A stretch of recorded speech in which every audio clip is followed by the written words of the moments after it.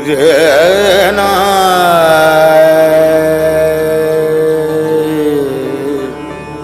रे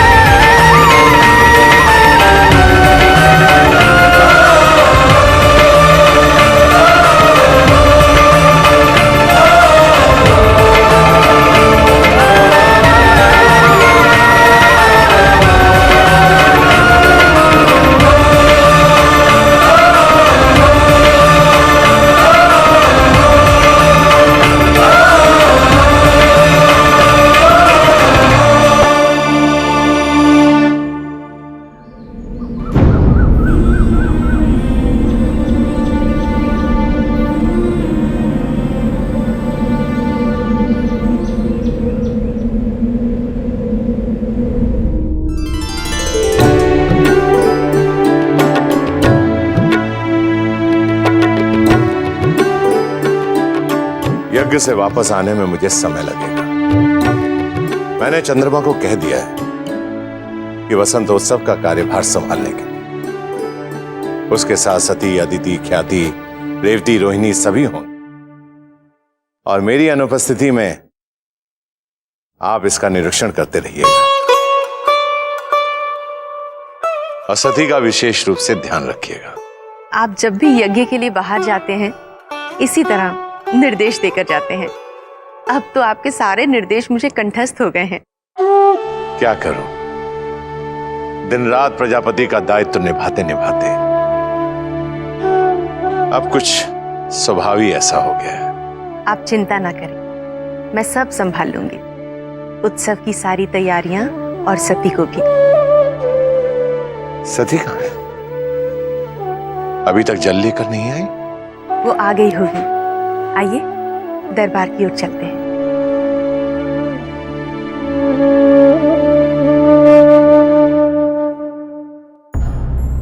प्रणाम प्रजापति। प्रणाम महर्षि भृगु।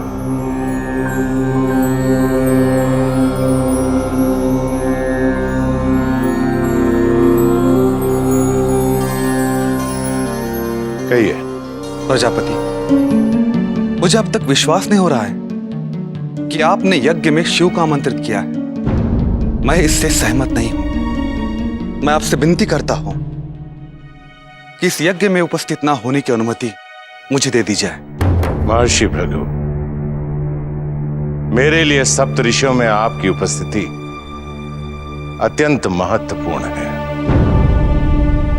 मेरा कोई भी यज्ञ सभी सप्त ऋषियों के बिना संपूर्ण कैसे हो सकता है? किंतु प्रजापति। महर्षि भृगु,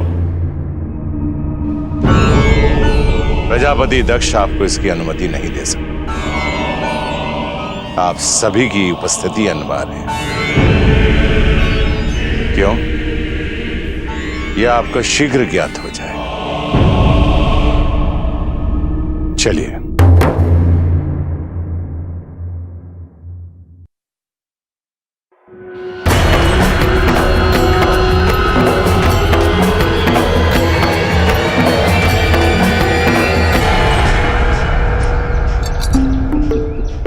अरे, प्रजापति दक्ष की पुत्री सती यहाँ? प्रणाम देवी।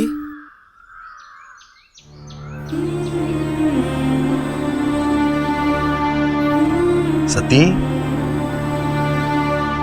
सती,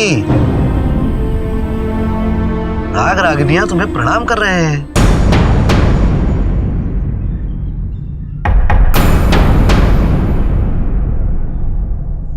प्रणाम। कहाँ खो गई थी? और यहाँ वन में क्या कर रही हो? अच्छा, महादेव का गायन खींच लाया ना? दो क्षण रुक जाते तो उनसे मिल लेती तुम। ये महादेव भी न जाने किस आवेग में रहते हैं। तुम जैसे प्रशंसक से मिलकर अत्यंत आनंदित होते। मैं उनसे मिलने यहाँ नहीं आई थी। नहीं? ओहो, तो इन राग रागिनियों को लेने आई होगी, है ना? जी, आपने ठीक समझा। नारद मुनि, एक बात बताइए, आपका गायन तो श्रेष्ठ माना जाता है, तो फिर आज इतना बेसुरा किस लिए? राग हिंडोल, तुम समझोगे तो नहीं, फिर भी बता देता हूं। आज का मेरा बेसुरा गायन सृष्टि के उद्धार के लिए था। नहीं समझे ना? नारायण नारायण। आप लोग आइए मेरे साथ। प्रणाम देवर्षि। नारायण नारायण।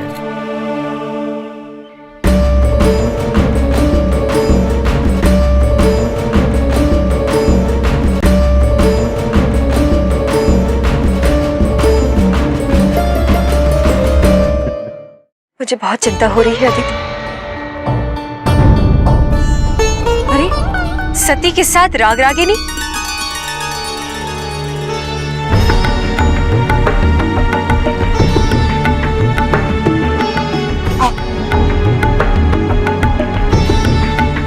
प्रजापति दक्ष के भवन में राग रागिनियों का स्वागत है।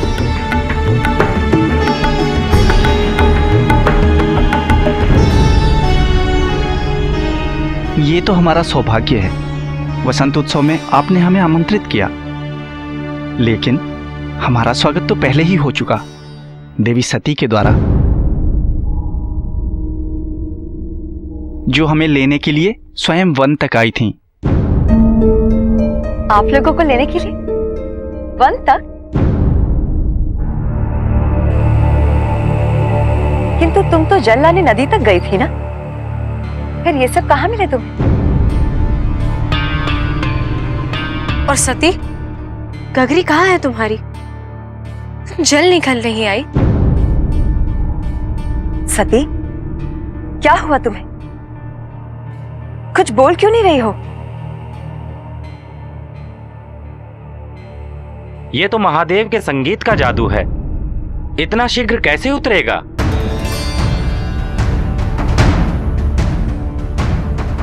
किसके संगीत का? महादेव के संगीत का। महादेव के संगीत का?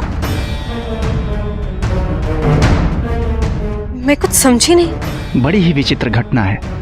रास्ते में आते समय देवर्षि मिल गए थे, न जाने कैसे सुर बिखेर दिए, हमारे तो प्राण निकलने वाले थे। तभी महादेव आ गए, उन्होंने अपने गायन से हमें पुनः प्राण दिए, जीवन दान दिया। देवी सती भी थी वहीं पे, पूछिए इनसे।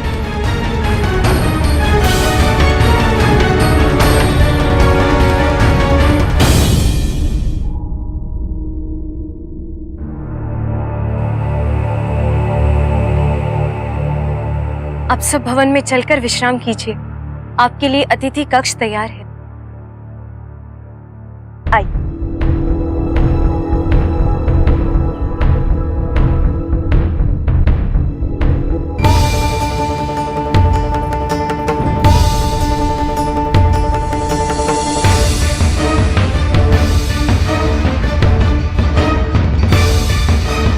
तुम आओ हमारे साथ।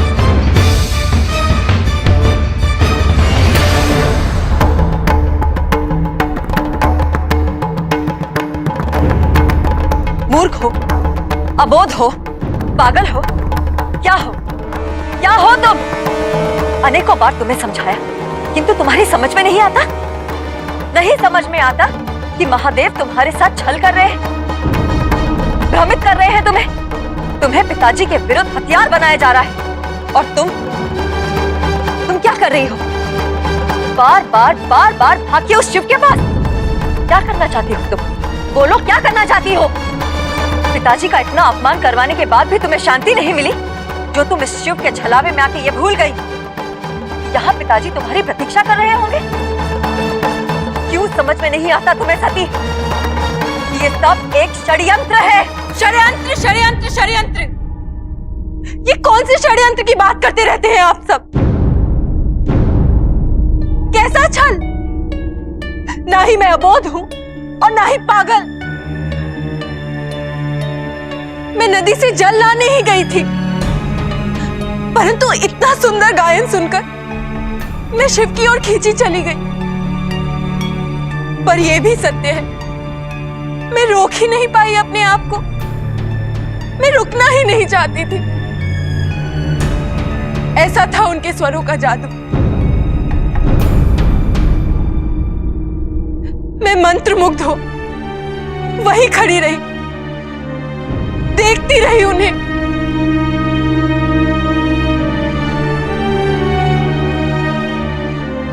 छलावा ही था तो उन्हें मेरे आकर्षण का लाभ उठाना चाहिए था, परंतु उन्हें तो मेरी परवाह ही नहीं, जैसे मेरी उपस्थिति उनके लिए कोई महत्व ही नहीं रखती। क्यों? क्यों नहीं रखती? क्योंकि मैं उनके लिए कुछ भी नहीं, कुछ भी नहीं। कोई संबंध नहीं है उनका मुझसे, न मित्र का, न शत्रु का, न प्रेम, न द्वेष। वो तो ये भी नहीं जानते होंगे कि मैं प्रजापति की पुत्री हूं। ना ही ये समझ सके होंगे कि मैं उनके गायन से कितनी प्रभावित थी।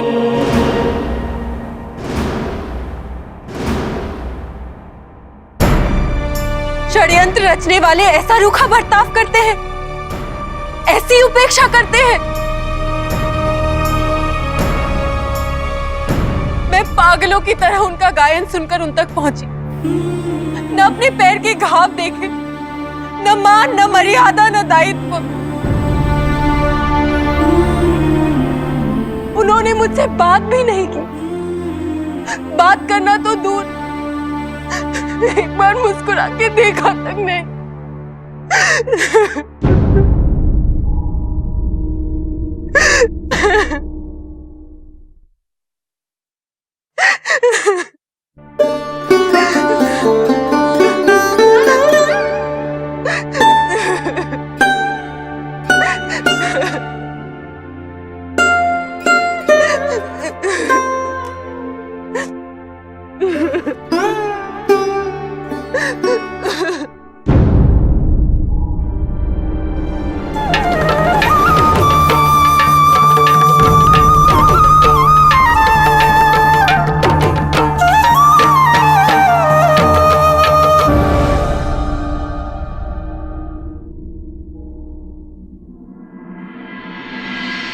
लीजिए, सती को ढूंढने के लिए मैं चंद्रमा को छोड़ पूरे भवन का भ्रमण करके आ रही हूँ। और आप तीनों मुझे कहाँ मिले? यहाँ, सती के कक्ष में। अभी जल्दी चलिए, पिताजी सती की राह देख रहे होंगे और चंद्रमा मेरी। तुम चलो, हम अभी आते हैं। ठीक है, जल्दी आइएगा। सती, तुम ठीक हो? पिताजी के समक्ष जा पाओगी या तुम्हें कुछ समय चाहिए? मैं ठीक हूँ।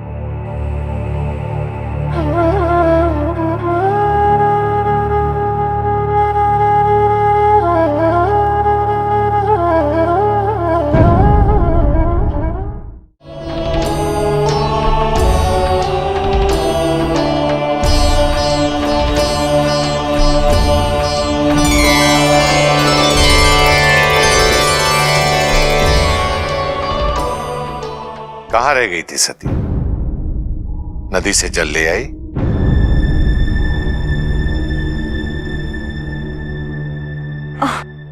सती जल लेकर लौट ही रही थी कि उसे वन में राग रागिनी मिल गए। उनका स्वागत सत्कार करते हुए उसे विलंब हो गया।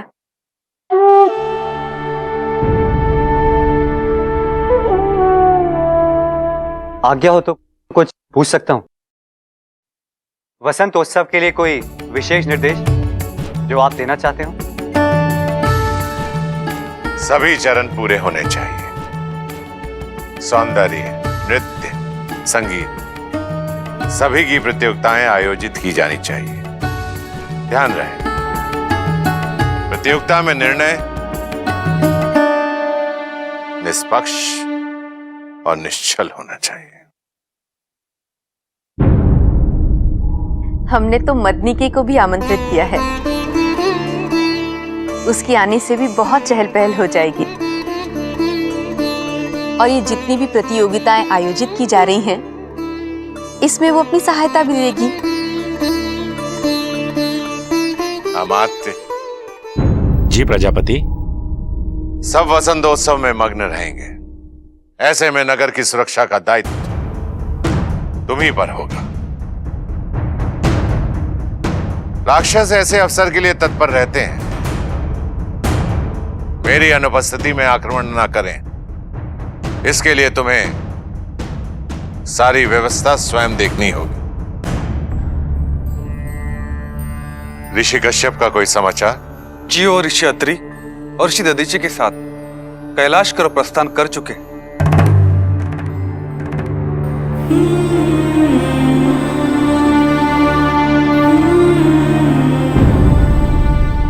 महादेव तक पहुंचने में जो कष्ट है वही मुक्त भी करता है। महर्षि, मुझे महादेव तक ये निमंत्रण ले जाने में बहुत प्रसन्नता हो रही है। महामंडल की इस बैठक में उनकी उपस्थिति से एक नए अध्याय का जन्म होगा। संकेत स्पष्ट है उस परिवर्तन की ओर जिसकी हमें कब से प्रतीक्षा थी।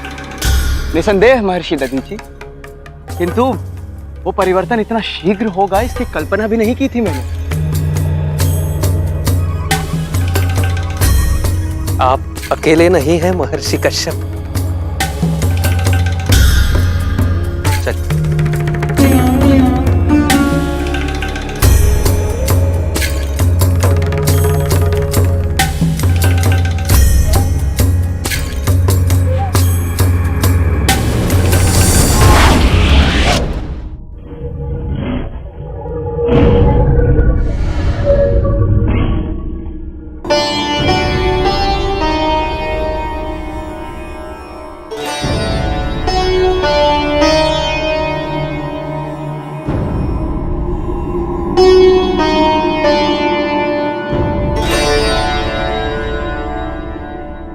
अपराजिता के फूल,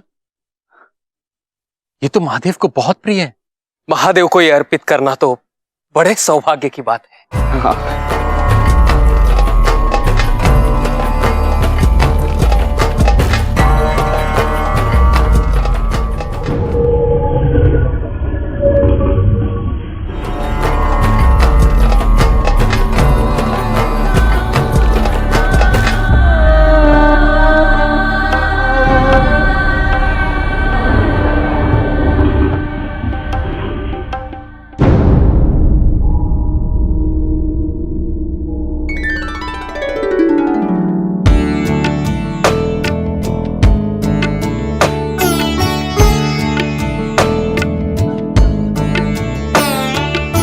अरे, मदनिके की पालकी।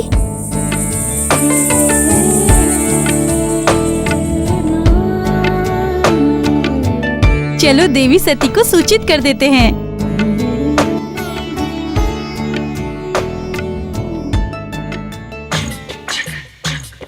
फिर से आ गई।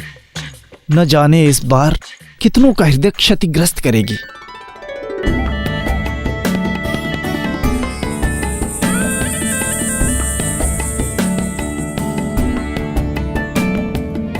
अरे एक झलक हमको भी तो दिखाइए। एक झलक का मतलब है 1000 मुद्रा। तेरी तो 7 पुश्तों को भी नसीब नहीं होगा कंगले।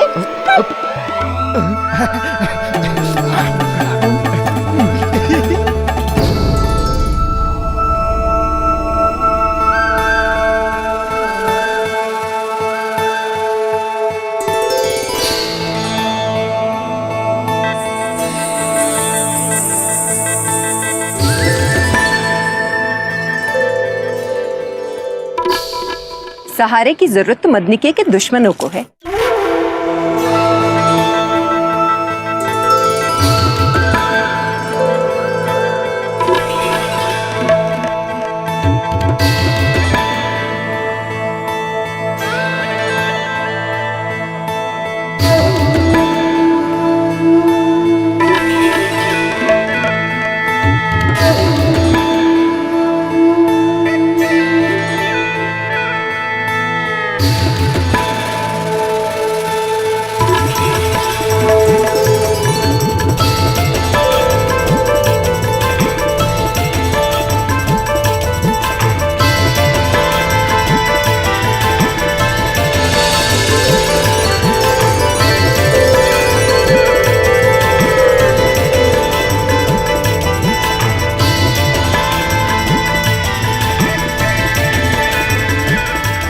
मदनिके,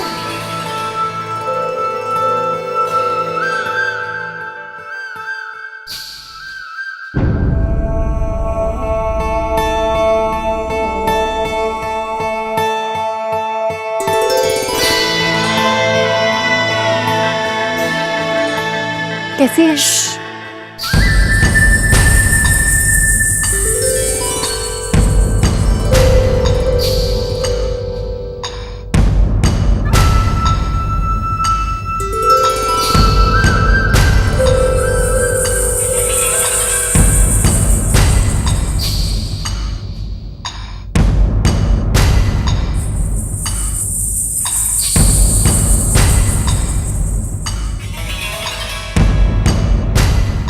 कोई माँ,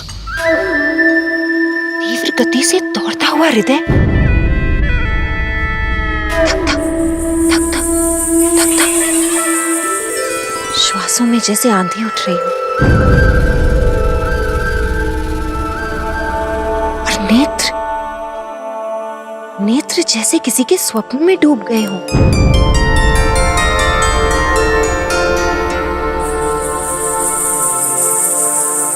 सती, तुझे तो प्रेम हुआ है, प्रेम हुआ है।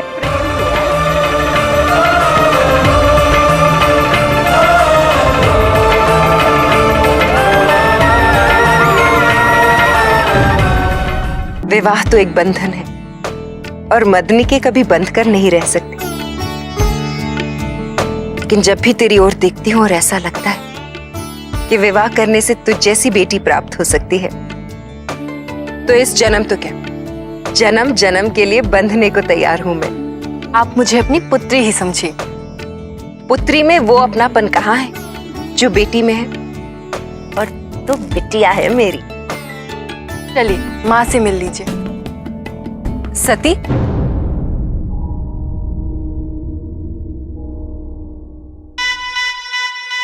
वो जो मैंने प्रेम वाली बात कही थी ना,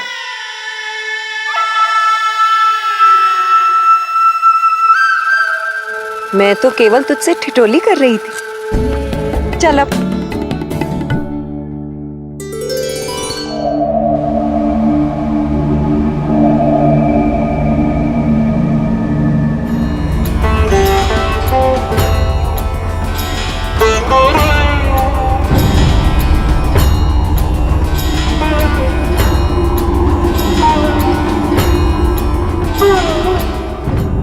गण, इन तीनों का यहाँ इस तरह आना, वो भी नंगे पैर।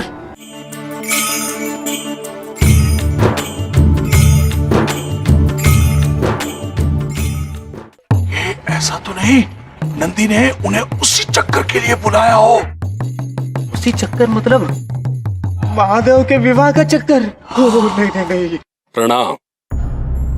आप तीनों को एक साथ देखकर मैं धन्य हो गया। मुझे आभास हो रहा है कि अवश्य ही आप कोई शुभ समाचार लेकर यहाँ पधारे हैं। हाँ नंदी, ऐसा समाचार है कि सुनकर तुम भी प्रसन्न हो जाओगे। सुनाइए महर्षि। महादेव के लिए निमंत्रण है, किंतु आप सभी जानते हैं कि महादेव किसी निमंत्रण को स्वीकार नहीं करते। जानते हैं, किंतु हम सभी यही चाहते थे कि महादेव ये निमंत्रण स्वीकार करें, क्योंकि ये निमंत्रण प्रजापति दक्ष की ओर से आया है। प्रजापति दक्ष ने महामंडल की बैठक का आयोजन किया है और वो चाहते हैं कि महादेव भी उसमें सम्मिलित हो। सच? तो क्या इसका अर्थ यह समझा जाए कि प्रजापति महादेव से संबंध सुधारना चाहते हैं? महादेव के दर्शन नहीं कराओगे? अवश्य महर्षि, मैं अभी जाके उन्हें सूचित करता हूं कि आप यहां पधारे हैं।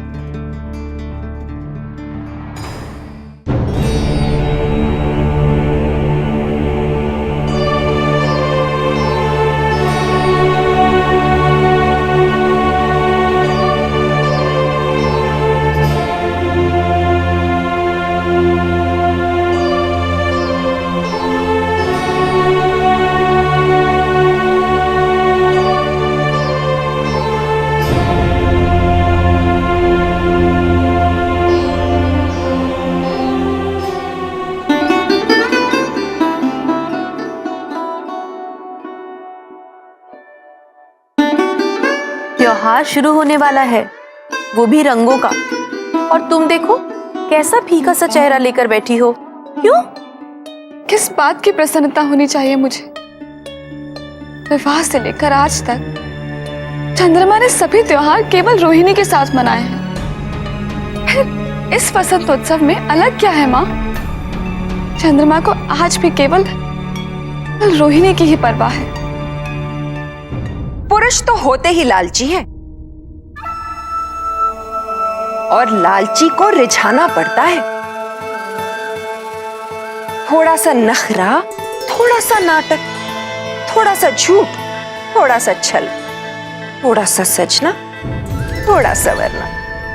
पुरुषों को तो हमेशा से यही लगता है कि स्त्री उनके पुरुषत्व की पुष्टि का साधन है। वो स्त्री में केवल सुख ढूंढता है, और वो भी अपना। इसलिए तेरे ऐसे दुखी रहने से कुछ नहीं होगा, सब व्यर्थ है। बस बस, तुम तो आते ही शुरू हो गई। कम से कम मुझे तुम्हारा स्वागत तो करने दो। आओ, ये लो, भर दो इस उत्सव में तुम्हारा रंग। मैं भी कुछ ऐसा ही सोच रही हूँ। इतने वर्षों से वही पुराने रंग देखते देखते थके नहीं आप लोग?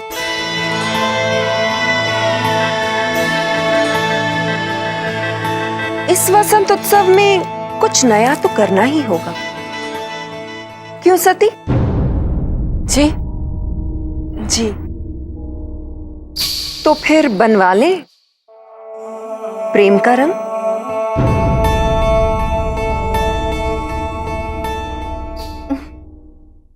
प्रेम का रंग भला कैसा होता है? देखेंगी आप? अवश्य। सती, चलोगी ना तुम मेरे साथ? रंगराज के यहाँ जाएंगे हम और उनसे कहेंगे कि हमें प्रेम का रंग बना दे। जी अवश्य।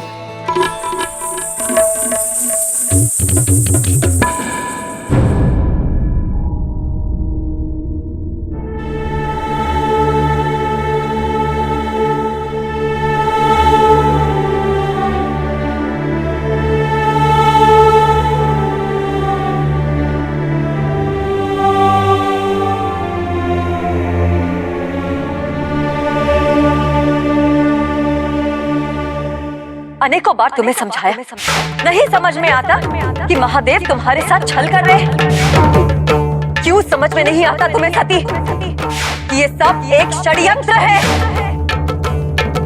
तुम्हें पिताजी के विरुद्ध हथियार बनाया जा रहा है।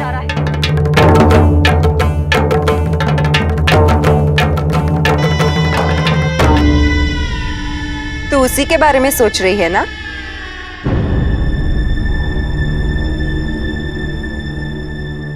ये आप क्या कह रही हैं? फिर से वही बात? मुझे नहीं बताएगी? कौन है वो? कौन?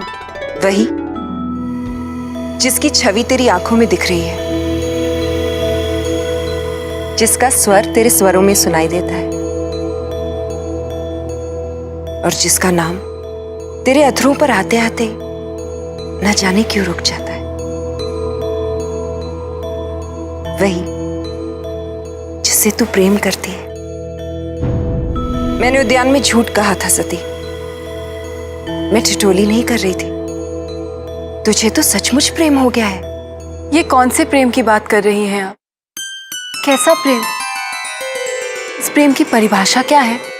प्रेम की परिभाषा क्या होती है ये तो कोई नहीं जानता, लेकिन जब होता है ना तो इसे पता चल जाता है। ऐसा प्रेम तो मैं पिताजी से, माँ से, अपनी सभी बहनों से करती हूँ। तू अच्छी तरह से जानती है सती, मैं इस प्रेम की बात नहीं कर रही। मैं तो उस प्रेम की बात कर रही हूँ।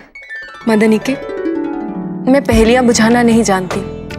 आपके इस प्रेम और उस प्रेम में मुझे कोई अंतर नहीं दिखता। अंतर है सती। जिस प्रेम की तू बात कर रही है, उस प्रेम की सीमा मन से शुरू होकर भावनाओं पर समाप्त हो जाती है, लेकिन जिस प्रेम की मैं बात कर रही हूं वो मन से शुरू होकर शरीर को भी पार कर जाए, तब वो सृजन का, प्रकृति का, नए जीवन का आधार बन जाता है।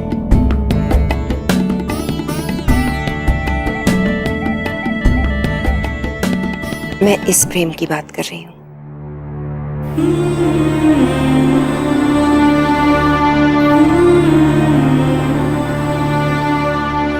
तू चाहे स्वीकार करे ना करे, लेकिन एक दिन तेरा मन तुझे स्वीकार करने पर विवश कर देगा। फिर ना कोई प्रश्न होगा और ना कोई शंका, सिर्फ तेरे कानों में गूंजती हुई मदनिके की आवाज। लड़ ले तुझे जितना भी लड़ना है अपनी भावनाओं से, लेकिन एक दिन तो तुझे हारना ही है। हार तो तू अब भी रही है।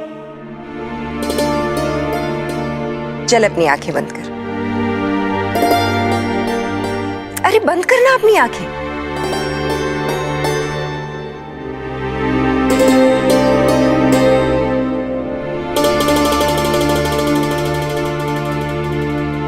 और अब बता मुझे, कौन दिखाई दे रहा है? किसकी छवि है जो दिखाई देती है तुझे?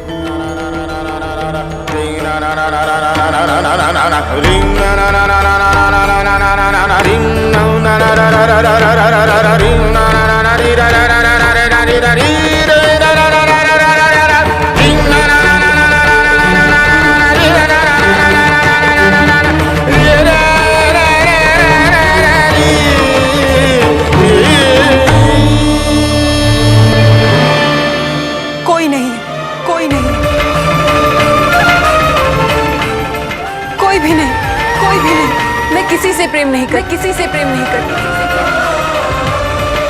मैं किसी से प्रेम नहीं करती, किसी से प्रेम नहीं करती।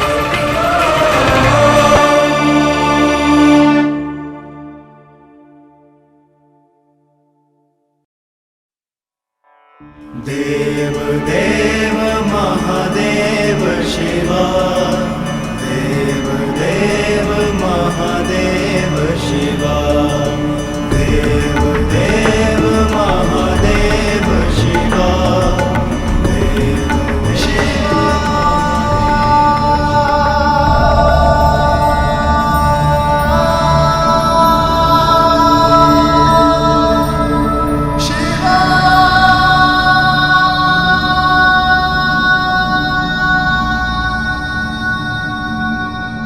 ये क्या दादी जी, आपकी आंखों में आंसू?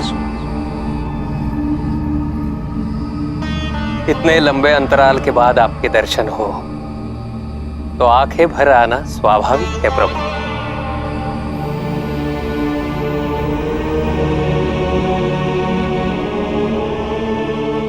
और फिर आपके दर्शन की प्रसन्नता को पुनः विरह का दुख अभी से जो खाने लगा है। देख रहा हूं ये प्रेम बंधन बनता जा रहा है आपके लिए। एक इसी बंधन के लिए तो दुनिया के समस्त बंधनों से स्वयं को मुक्त रखा है प्रभु। अब इस गांठ को कैसे खोल दूं?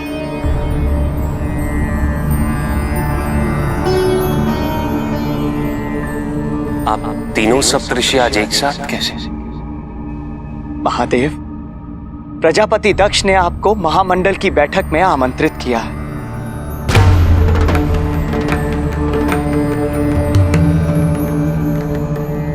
प्रभु, आप चलेंगे ना? ऐसा पहली बार हो रहा है प्रभु कि प्रजापति दक्ष साम्यावस्था की बात कर रहे हैं, एक समीकरण की बात कर रहे हैं। देवताओं को तो बुलाया है ही, असुरों के गुरु शुक्राचार्य को भी आमंत्रित किया गया है।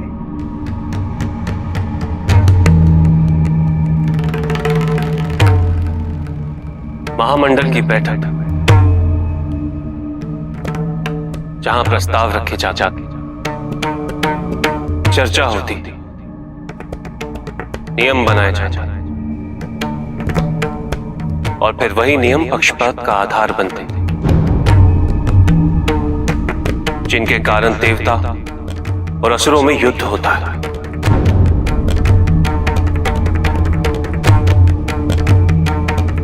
और उस युद्ध में सबसे ज्यादा नाश होता है इस प्रकृति का। ये भूमि, ये वन, पशु पक्षी, जीव जंतु, न जाने कितनी बार इनका विनाश होता है। और फिर एक और महामंडल की बैठक बुलाई जाती है शांति वार्ता के लिए।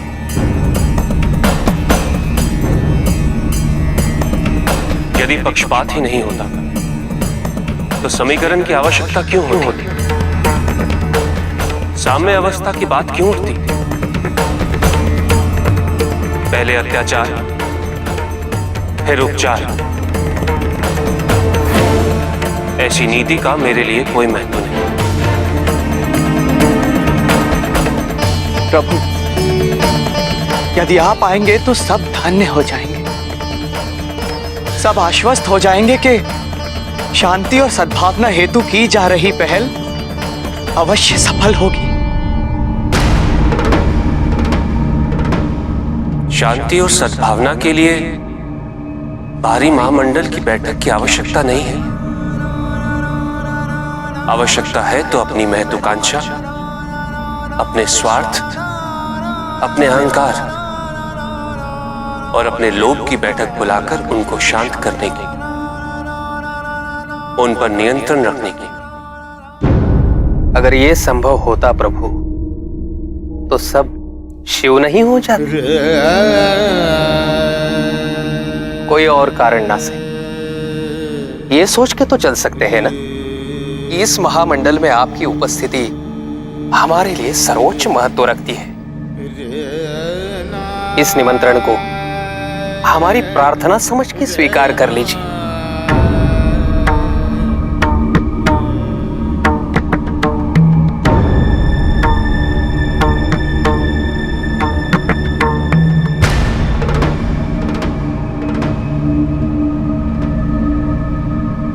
हम वचन दे चुके हैं प्रभु कि आप अवश्य पधारेंगे। हमारी लाज रख लीजिए।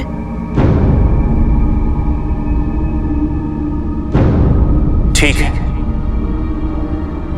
मैं ये निमंत्रण स्वीकार कर लेता हूं।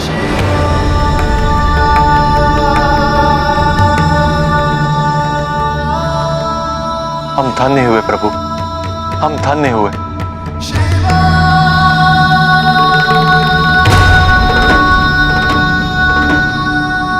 किंतु मेरी एक शर्त है।